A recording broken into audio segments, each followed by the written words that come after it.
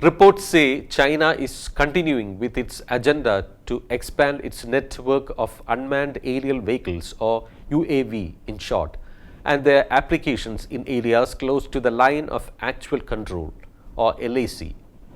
Let me just clarify what LAC is. The LAC is the demarcation that separates Indian controlled territory from Chinese controlled territory. India considers the LAC to be 3,488 kilometers long, while the Chinese consider it to be only around 2,000 kilometers. It is divided into three sectors: the eastern sector, which spans Arunachal Pradesh and Sikkim, the middle sector in Uttarakhand and Himachal Pradesh, and the western sector in Ladakh. Now, coming back to Chinese UAVs, there is reportedly a significant increase in their use for a variety of tasks, from intelligence, surveillance and target acquisition and reconnaissance capabilities, what is jointly called ISTAR capabilities, besides logistics support. This was disclosed by official sources citing intelligence inputs.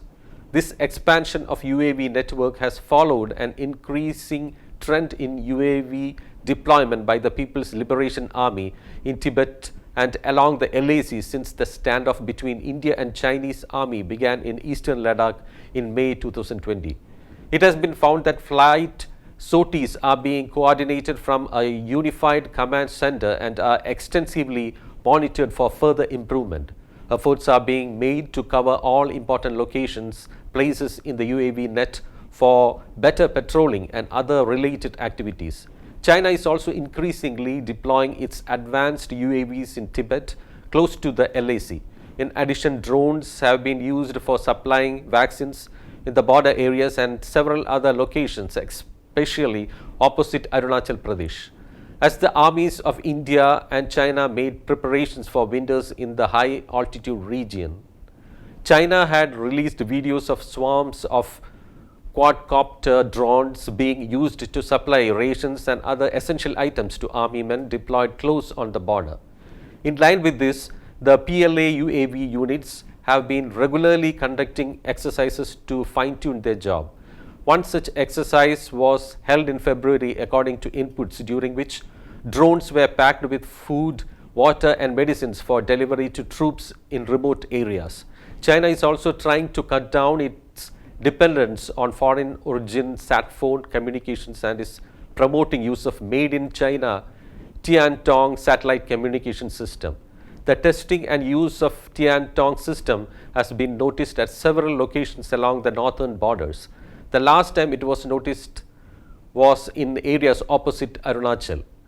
As the standoff continued, satellite imagery from October last year showed the deployment of the UAVs and fighter jets by the Chinese Air Force at Ngari Gansa Air Base, located in the Ngari Prefecture and is around 200 kilometers from the Pangong Lake. Satellite images posted on Twitter by open source intelligence showed what appeared to be the CH-4 armed UAVs.